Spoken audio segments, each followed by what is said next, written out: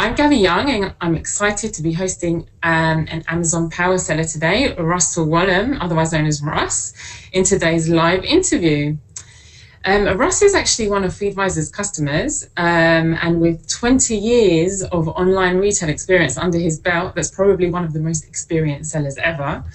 He'll be sharing his expertise and success story, revealing his tried and tested methodologies to driving profitable multi-channel growth. Before Russell introduces himself, I wanted to let you know that we've received hundreds of your questions for him. And we've seen them all, and we've collected the most popular ones for Russell to answer. And as always, we'll be taking your live questions, so feel free to ask us in the webinar, GoToWebinar player. And we'll try and fit as many of them as we can in. So another thing that I'd like to tell you about is that we're also going to be raffling an Amazon account analysis to 5 lucky winners in the audience. So if you look out in your inbox tomorrow, you'll see, if you've won, you'll see a confirmation in your inbox. And of course, you'll also receive the recording. So without further ado, let's introduce our special guest, Russ. Russ, can you turn on your webcam? It's great to have you here. Thank you very much for your time. We know you're super, super, super busy. So first of all, just tell us a little bit about yourself and your business. Well, we've been selling online now, or I have since I basically was a senior in high school in '97. Started selling actually sterling silver jewelry way back then, and some postage stamps and anything else I could get my hands on. And that was during going to college. Went to college for about 2 years, realized that there was probably more that I could do by dropping out of the college environment and actually starting our business. So we've been selling online ever since. You know, we started on eBay when eBay was big, moved into our own 2 websites. We sell on Amazon now and have for the past 10 years in Amazon itself. Just started with Jet a year and a half ago. So we've been at it for a while. Me and my partners. I'm one of the founders here and one of the ongoing operators in the business. Great, thank you, Russ. And do you mind just sharing what kind of products you sell and how many people currently work in your business? Sure. We sell equestrian for horses and pet products are our main lines, and we've got about 35 full-time employees that support our business operations.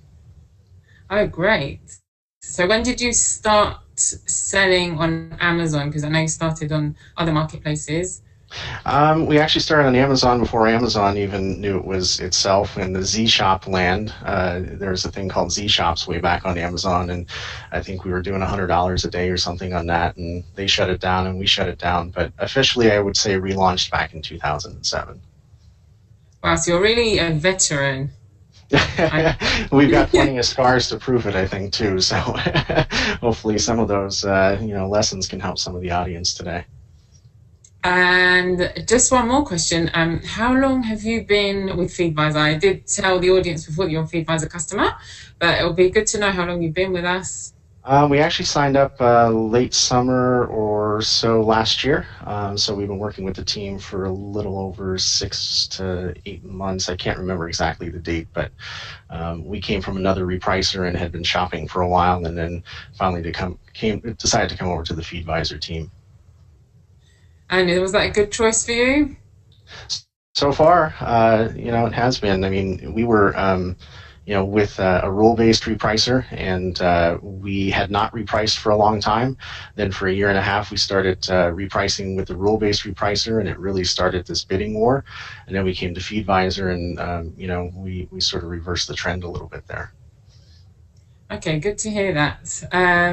So let's hear a little bit about our audience, because we've heard a little bit about you, intro there, really, really interesting.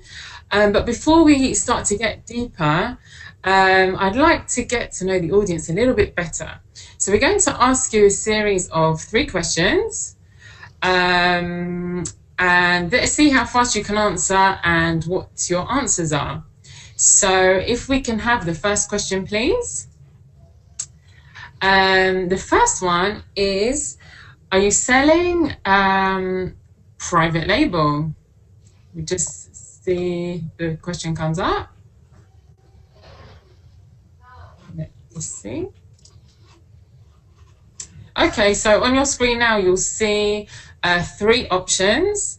One is you're selling over 50% of your products in your own label, or less than 50% of your products that you're selling are your own label, or you don't sell private label products at all and all your products are competitive.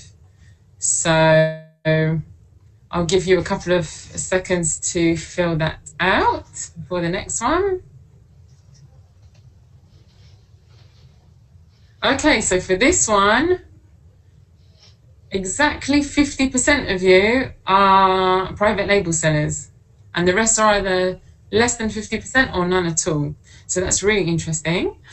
And now for the next question.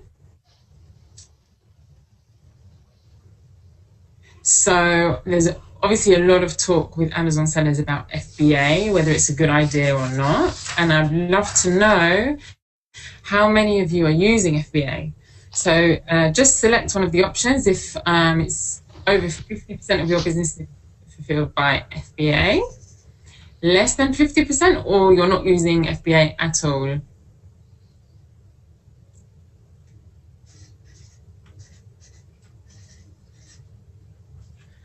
Wow. So it looks like almost 70% of you are using FBA, which I think is really interesting. Okay, now for our last question, just to get to know you a little bit better. Now, we'd like to know, what is your Amazon sales volume? So this helps us gear the answers to you a bit better. So I'll give you a second to fill that in. It's whether it's below 500,000 a year, between 500,000 and a million a year, 1 million to 5 million a year, or over 5 million a year.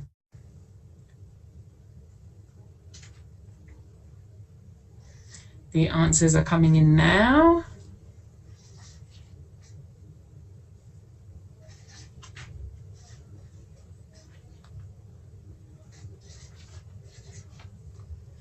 So we have 67% of you are below 500K, 18% between 500,000 and a million, and 12% between 1 million and 5 million. And there's 3% of you are over 5 million. So that's really great. I think that kind of reflects more or less the Amazon landscape. I think we've got really good representation here of Amazon sellers.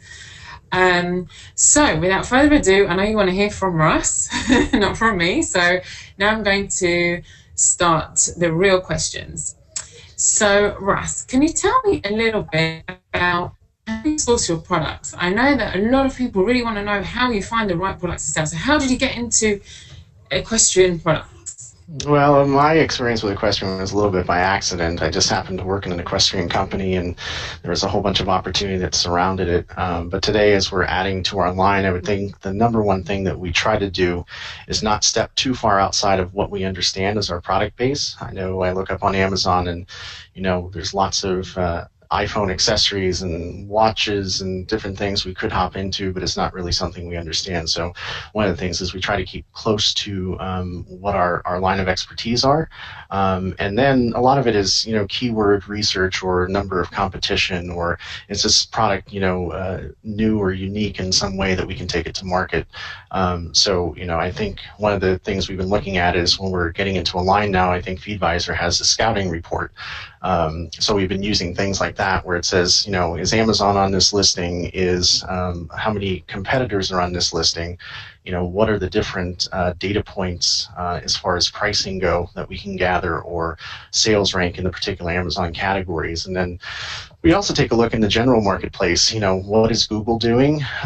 What do the searches look like from a PPC standpoint? Are people still searching and trending this type of thing? And then a little bit of it is gut feel. It's worked over the years, and you just test that against the data points. you so much. I know that many people are asking about how to launch new products. So once you've sourced those products, what's your strategy to launch that product? I mean, great photography. There's different rules I know in different areas of Amazon as to what type of pictures and what the minimum requirements are. But building out that listing in terms of, bullet points and content based on the research of what people are really searching for that item is a great way to launch it. Also, once you do start to launch it, using the paid Amazon ads is a great way to start getting attention and traffic to those. Just like the Google signals or any other pages, the more sort of inbound links and signals that you have on your page and the quality of the listing, the better chance you have of customers finding it. If you don't have a web store, of course, you might have a following on Facebook or something like that, that you can focus some of your traffic to those listings. And then, once you've built that listing from the ground up and gotten your content and really, researching that content, not just putting a bunch of things in the bullet points just to fill up bullet points. I know, I was working with somebody with one of the listing companies, and they said, well, a lot of times we just put size and color in the bullet points so that you have something. Well, that's great, but it's not really helpful to the customers to make a decision at the end. Yes, of course, I can imagine. Okay, so thanks very much. That's answered quite a lot of it. I see a lot of questions about launching new products. So thanks very much. Now I want to move on to talking about FBA because we have almost 70% of our audience here are using FBA. Actually, more of them are using FBA. So with so many opinions out there about, oh, should I use it or should I not? I'd really like to know your take on it and if it works for your business. Well, I think the one thing to think about with FBA is, and this is the biggest thing on my mind all the time, is getting stuck with products that don't end up turning, and then you have to make a decision to bring them back. And now there's new rules with Amazon that there's a waiting period before you can send them back to their warehouse. I think you have to use it with caution and data. I think it's easy to get caught up in the idea that, oh, I can increase my volume and the tap is never going to get turned off. I'd rather take a little less business than try to fill up the warehouse at Amazon with lots and lots of inventory, and then all of a sudden have somebody come in to my listing if I'm not a private label seller, or have somebody who is now number one in the category where I was before. So there's lots of, I think, risk and opportunity, but as long as you balance that risk with the opportunity, I think FBA is really still a good tool. And it used to be 3-4 years ago you could really play effectively not having any FBA whatsoever. And I think the landscape has changed, and the battlefield has turned into the warehouse, into the buy box with FBA. So if you do have competition in there on your listings, and the competition is not using FBA, there's an opportunity. And if they are using FBA, you're going to be completely invisible to the buy box unless they happen to have a stock out issue.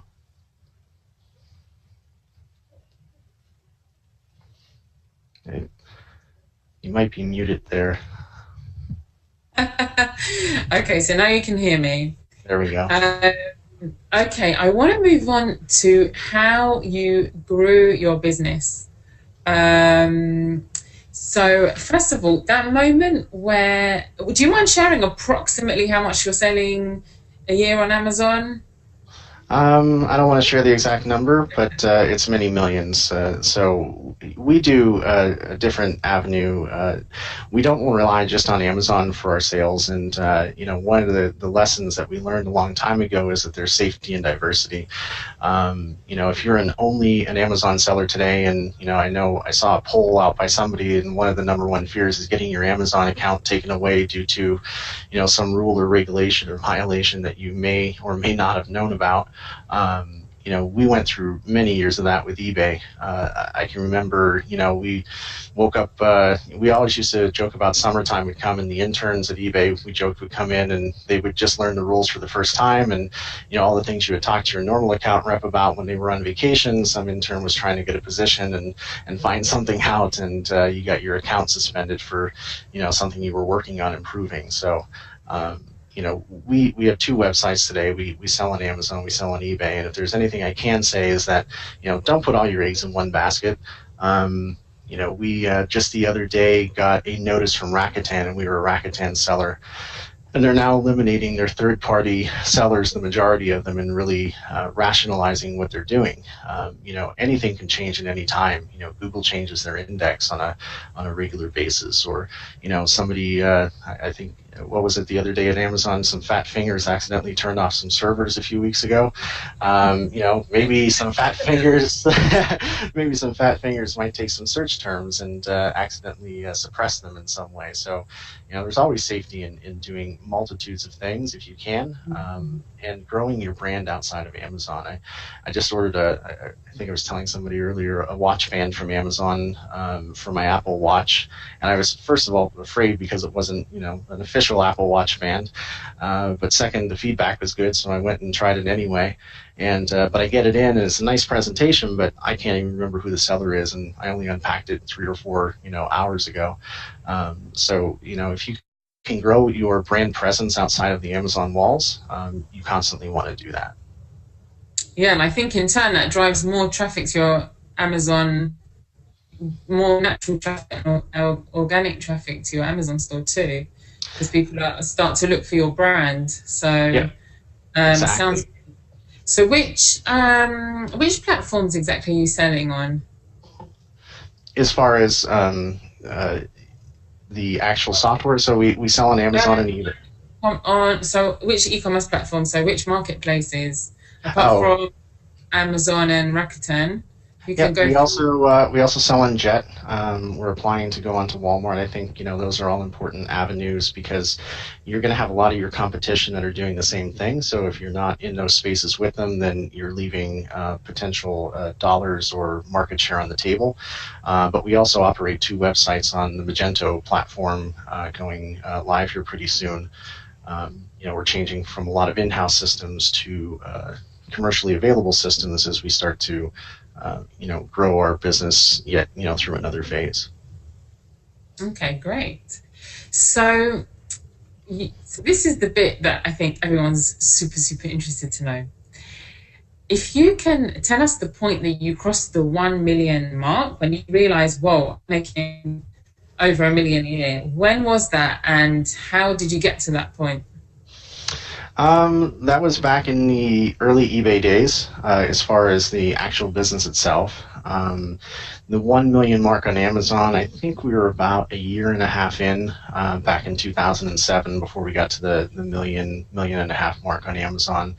I think you termed it making $1 million. Part of it is bringing in $1 million and then keeping as much of it as you can, right? So that was one of the things that we you get hung up in the early days or when you're growing your business to say, oh, wow, I've done $1 million in sales, and, it sounds like a big number when it's the first million. What we try to do, or have focused on, is keeping as much of that as we can. And we have a saying, sales are vanity and profit is sanity. So keeping as much of that bottom line as you can, and it's not always an easy task. You have, everything from turning the lights on to hiring employees to, taxes and compliance and sourcing your inventory and, banking fees, all those things go into it. So, it was about a year and a half, and then, slowly over time, we've learned the lesson of, trying to use as much as we can to hold on to that profit in the end. I think you had a second part to that question. You had mentioned how did we sort of cross that mark? Yes, exactly. Basically, because we would really like your recommendations for online sellers who are trying to get to that point and then trying to grow beyond that point to get from the 1 million to the 10 million. Yep. Well, I think you realize the first million, you're thinking, it can be a casual sort of basis, and it really can be. You're doing $1 million or so on Amazon, and maybe you have a couple dozen private label or even a couple hundred products that you're selling, and you can manage sort of in your spare time at night. Getting to that next level really is about, cultivating and weeding the farm.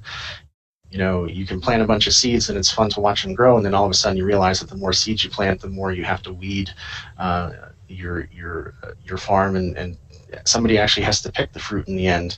One of the professors I met at a college, he said that picking up dollar bills is a dirty job, and he said if you had a field of dollar bills out there, he always asked the students how they would go about getting it, and some people say, well, I would go out there and I'd start grabbing dollar bills off the field and putting them in the bag and go back the next day and do it.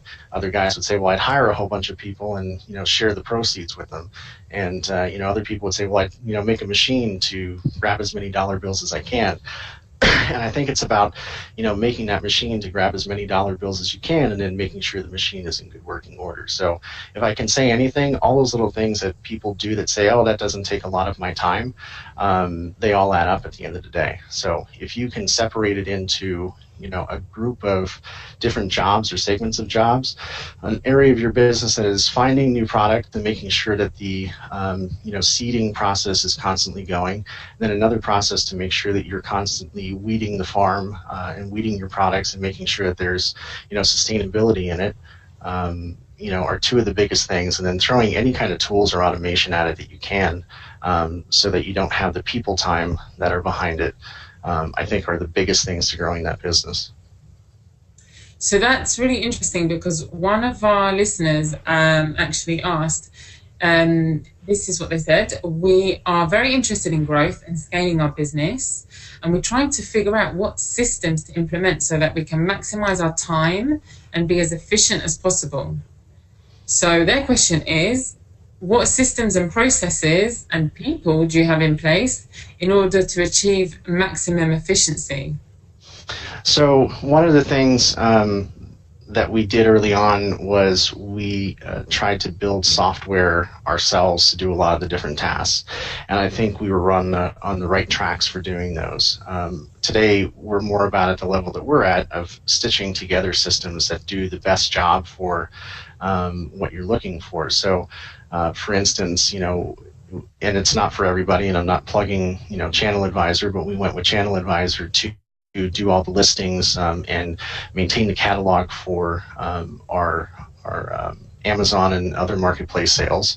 And then Feedvisor, they have a I think Channel Advisor has a repricer they're starting to do, but it's not what they do all day. So Feedvisor works on pricing all day. So again, stitching another tool who says, all right, our area of expertise is just the pricing portion of this, and making sure that you're maintaining margin or velocity or whatever your goals are. And then we have a warehousing system, and they're just good at warehousing. We're moving to a product called Savant, which has some custom processes in it. When we started shopping, we realized we had done some processes in our warehouse over time that were kind of unique in the terms of cross-docking products, bringing them in and sending them right back out. And it was difficult to find somebody who can match that, 100%. And then we had an offline accounting system. So, everybody starts with Peachtree or QuickBooks or, a spreadsheet to keep those finances. And, the hurdle becomes constantly trying to take data from one spreadsheet or one source and then mash it into, your profitability of accounts. I was I think actually at your Feedvisor conference down in Florida, and one of the sellers was talking to me in the hallway. And I was talking in terms about, making sure that you understood your data and that you were making a profit. And they said, oh, we're good on that. We're no more than about 2 months behind on our end of month accounting. And, I thought, oh my goodness, that maybe sounds good, because maybe we're further behind at one point, but really, like we found, you have to work it down so that on a daily basis, you're putting those systems together. So, we've gone all cloud-based now as we're moving forward into our next phase. I like to joke with the guys who are installing that all of our servers have grown up and left the nest, and they've resided now in the cloud. So, in terms of the individual and precise systems, the one word of caution I would do is anybody who tells you that they can do it all, run the other direction. And find a way to put together the best tools for the best interaction points that you're looking for. Whether it's listing on, having your own website. We went with Gento for that, portion of it. And again, we're just stitching together all the best-in-class pieces for what's unique to your business, and that's going to be slightly different for everybody. Thank you, Russ. So you mentioned a little bit of your experience with Feedvisor. Could you tell the audience a little bit more the effects that you've seen since using Feedvisor on your pricing, your profits, and also how you use it to optimize inventory decisions? Sure. So about 2 Christmases ago, we started looking at, we were starting to lose market share on Amazon. A lot of people had come in, and again, to the point of which tools do you use or what do you use, we hadn't really used any tools for repricing, and we would take a look and do it by hand every couple of weeks, maybe. And then, if there was a real issue, we had what we would call the executive product list that we would sort of watch over. So we went through the whole phase of then bringing on another repricer that I won't make mention of, but they were a rule-based repricer. And underneath that rule-based repricing, we saw our margin go down, 10, 12 points, and we definitely started to grow some top line. But as we started looking at the bottom line side of things, it sort of went the other direction. So we started looking around, and we had a recommendation that came through for Feedvisor. And to be honest, I didn't want to try another repricing engine because of the bad experience I had. I was trying to figure out how to get back out of the repricing, but we decided to give it a try. And what we've seen now is, with Feedvisor, top line sales have started coming back down a little bit, but bottom line margin started coming to where it needed to be. And that was sort of the goal we were going after. When you have lots and lots of people running around a warehouse and you're making very little margin after Amazon's 15% or so, you realize that there is a point of diminishing return in top line sales growing and bottom line diminishing. And coming in with Feedvisor, we sort of started changing that focus a bit, for our goal of being with the margin. And I think you had a second half to that question as well, something about tools. Yeah, so I know that you're really into technology and data. So I'd like to know, you've already mentioned actually most of it, what kind of technology and tools you use today. Just before we move on, if you saw on your screen, you had the option to choose to get some more information about Feedvisor while Russell was talking about Feedvisor. So I will pop that up a little bit later on, so you'll have another opportunity. But yes, Russ, to answer your question, I'd like to know a little bit about how you use data to scale your business and the kinds of tools that offer that data that you need to really increase your profits and help you keep track of what's going on. Yeah, so one of the, you guys are starting to provide us with some really good reports, now that you have a little bit of our account history and understanding of what our goals are. We started looking at things like your scouting reports, where we can give you a list of products and you give us a competitive landscape before we put all the time and investment into doing it. And, instead of having somebody sit there, line by line and going down the products and saying, does Amazon sell this? How many competitors are on it? What the pricing history was. We also use a little tool that you can plug right into Chrome, and it's free. It's called Keepa, Keepa, and it gives you a history of sort of the pricing on a particular product or a particular SKU on Amazon in a visual graph method. So if you get your scouting report or you do some of your research, and you can see, for the past, I've seen ones that go back 3 or 4 years now with the, pricing over time. It gives you an idea of where to look. The other thing we really look at, and using data is super important, is knowing your end-to-end profitability.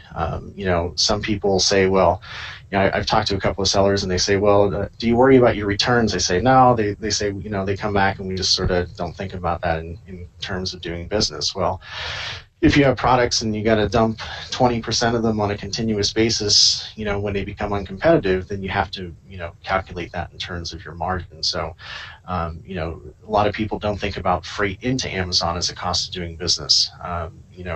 We take those pallet rates or boxes if it's a smaller shipment, and those all have to be considered in what your end-to-end profitability on those particular items are.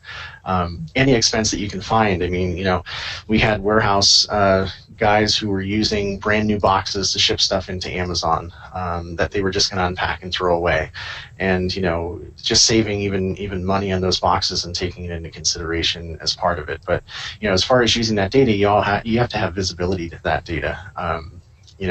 Sometimes we've encouraged people, or we have done even time trials. How long does it take to pick and pack this particular item and prep it for Amazon? If it's a bottle of liquid of some kind and they want the double seal on it, how long does it take to put that double seal on it, put it in a plastic bag? Oh, by the way, that label cost a penny and that plastic bag costs 4 cents. And it may not sound like a lot, but when Amazon takes 15%, and if you're working on thin margins to begin with, the rest of it starts to erode pretty quickly. And sometimes even sellers don't take themselves into consideration. I know early on, one of the biggest things we should have did in our early model was figured out what it was going to cost to actually pay ourselves. So it was a long time before we realized, how much money we could actually make for the founders of the business, or what kind of salaries or whatever you could take. So all of those play in. And I think Feedvisor, has started sending us over the past few months a replenishment report now. And again, it takes into consideration all those data points. How many people are currently on the listing? One of the things we look at is not what I sold last year, but what I've sold recently. And if I've, continually have had a trend, because, we'll get those spikes in the data that says, all of a sudden we sold several hundred units of something. And when we look back on it, we realize, well, that was because Amazon was out, or our number one competitor was out, or there was some reason for doing that. And if 6 months from now you take a look at the graph and you forget to mark those notes, all of a sudden you start drowning yourself in inventory that really happened as a one-time event. Wow, that's really insightful information. And you mentioned also about Feedvisor again. So I just wanted to give people the opportunity, if they didn't get the opportunity to ask for some more info last time, I'll give you a couple of minutes now. On your screen, you'll see a poll. If you'd like to just hear a little bit more about what Feedvisor does, I saw a couple of questions asking, why do I need repricing? What can a repricer do for my business? So here's your opportunity now. Just click on the relevant option, whether you'd like to see an actual demo or whether you just like a little bit more info before you decide whether to have a demo. So click that now, and then we can move on to the next question. Okay, so you mentioned about deciding what kind of salary that you need to pay yourselves, and then how to pay other employees. So I know this is something that smaller sellers, as they're growing, is quite hard for them sometimes to realize that they need to start hiring other people to help them out, because it's like their baby. So I'd like to know, at what point did you start to hire your first employees, and how you built your business structure? So you seem to be a very, very organized person. No, and all lies. No. No, actually, that's a great series of questions. And sorry, I didn't mean to interrupt you there, but you started mentioning about structure and growing and being an organized person. And, I myself am not particularly the best organized person, but I have lots of people around me who are. And I think that's an important point to make, is that, as you grow a team, to find people who are good at filling in the gaps of what you are not good at. That was probably one of the early mistakes that, we all sort of made, to say, hey, this is our baby, don't come in my territory. And, you sort of get into that, you don't want to let go, or you're afraid of letting go to other people. And if you don't build that structure in early, it becomes really, really hard. And that was probably one of our biggest mistakes. I mean, now, we have sort of an organizational structure between the different partners and the different people here. We have a CEO, a CIO, myself. We have an accounting department. We have a marketing department. We have a customer service department, and each, a warehouse department. And each one of those guys have managers. And, I remember we used to go out, sometimes into the warehouse and, try to by accident, probably more than anything, but we would go and give a warehouse employee something to do, and their manager wouldn't be aware. And all of a sudden, you start to erode sort of the trust factor or the enthusiasm, because then everybody has two bosses or three bosses. So we've gotten a lot better at that. I'm not saying 100%.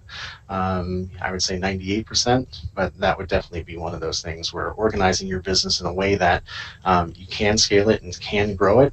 Scalability today is probably one of my biggest things that we continually are trying to work on. I mentioned that we had a bunch of homegrown systems and things, and we were doing some pretty cool stuff, and we would say, well, we can just do that ourselves. Why do we need to hire somebody else? And we realized that we were managing building tools instead of managing using tools to build the business. And it's really, once you and then once you get the tools, there's a whole other landscape of saying, all right, I can go out and get the best, DeWalt drill or, something to build something this weekend, but it's really only as good as the person that you've trained to do or the empowerment that you put behind them. So, we're in that growth phase now, or that next phase where we're trying to, continually make sure that we empower different people in the organization, making all those reports that we talked about earlier available to everybody. We use a product now called Domo, and Domo brings all that into a consolidated format. And then there's these dashboards that refresh automatically. I can't tell you how many years I spent building spreadsheet reports only to have to build them again tomorrow, and they were constantly outdated. So anything you can do, and there's other products out there too, but do your research into some business intelligence tools and how that you can consolidate data from point to point, especially if you have more points than just an Amazon business or plan to. One of our listeners wants to know how you spell Domo, because I think you might want to use it. She might know. It's D-O-M-O. Oh, okay, great. So that's how she spelt it. So, Casey, you got that right. Okay. So the last point I'm going to touch on now, because it's a very popular topic at the moment, is you sell on lots of different marketplaces, but I'd like to know how many countries you're selling in, because obviously there's Canada, there's Europe, there's Mexico, and there's Asia. They're all huge, huge markets. But I'd like to know your experience with selling internationally, and whether you do so and whether you're planning to do so even more. We do sell internationally, and we have, for a long time, even prior to Amazon. Amazon in particular, we have an Amazon US and an Amazon Canada account. I know that you can do a unified account today, but when we started it, you couldn't, and we didn't see any, reason to pull those together. In fact, it's a little cleaner, from the way I look at it, because we have different strategies and shipping and methodologies for using that. And we also have different people who want to look at those accounts and do different strategies. So we do sell internationally. Canada is our number one. We're based here in, the United States. We've been enticed to go into Mexico with Amazon, and we're just not quite ready there. Part of it's a translation issue, and then focusing on another marketplace that may or may not have demand for our products. We'd have to do some research on our own websites. In the last year, on one website we sold to 70 different countries, at least one order. The other website, I think we had 100 different countries, at least one order. Several of them are more orders, and they're just like American customers in the fact where if you find and you treat them well, they'll continuously come back. But I would say a good 5 to 8% of our business is international focused. And one of the initiatives we've had here as we go on to new systems and platforms is to work with a partner like FedEx and FedEx Cross Border, where it was Bongo before, if anybody's familiar with that, but they actually have plugins for your website that'll take over checkout and show customers the international dollars and duties and taxes and land it to their door. Because I think one of the biggest frustrations we found over time is that if you're an international consumer, you want what you want, but you don't necessarily understand the ramifications of getting it. And if the seller doesn't help you figure those things out, you end up with a lot of what I call anticipation in receiving your product. So duties and taxes are one of the main issues that you have to overcome, I think, in those things. And then making sure that the international consumer, you're just as nervous about them as they are about you, and fraud checking and everything else. So, there's lots of things to take into consideration. But what I can tell you is there's huge opportunity in selling to countries outside your own border. And anybody who's from Europe probably understands that more than a lot of the Americans here. They seem to be more familiar with the international boundaries in selling than a lot of the American sellers that I've met. Yeah, especially me. I'm from Britain, so and now living in Tel Aviv. So going from 1 day shipping to 10-day shipping, and so I still expect everything the next day. Yeah, exactly. And Amazon has trained you to expect it the next day. E-commerce stores in the UK have trained me to receive everything the next day, and then moving over to Tel Aviv, where we have slightly longer lead times on delivery, so I definitely feel it. So, yeah, very, very good example there. Okay, so I'd say that's all that we have time for today. Russ, thank you so much. I'm going to give people another opportunity to request some more information about Feedvisor. Just to give you a little bit more info, Feedvisor offers algorithmic repricing solutions for high volume Amazon sellers. We also offer revenue intelligence, which is includes lots of reports, like the reports that Russ mentioned earlier on, scouting reports, replenishment reports, and a whole host of others that really help you maximize and optimize your profits on Amazon. So if you'd like some more information, you can either schedule a personal demo, or you can click on I'd like some more information about Feedvisor solution, and then you can get a little bit more info kind of before you decide whether you'd like to see a demo or not. So I'll let you click on that. And as I said, 5 of you will be winning an Amazon account assessment by a former Amazonian. So we will notify you tomorrow if you're one of those winners. And yes, now we can go back to the video just to say goodbye and thank you to Russ. So Russ, I'd like to thank you once again for your time. I know you're super, super busy. No problem. I'll let you get back to your everyday running your e-commerce empire. It's been really, really impressive and helpful to hear all about your business. You really are a veteran, and you're a really good example to other sellers out there who are really aspiring to be in your position. So, oh, no problem. I appreciate it. Hopefully it was helpful to the listeners. So. Yeah, I hope so. I think, yeah, we're getting some messages here. Everyone wants a recording and they're saying thank you very much and have a wonderful day. So I'm passing that over to you. And thank you to our wonderful audience who have been sending lots of questions and interacting with us. It's been great. And we hope to welcome you again to the next one. And Russ, thank you once again. I'll speak to you soon. All right, Goodbye. Thanks. Bye-bye now.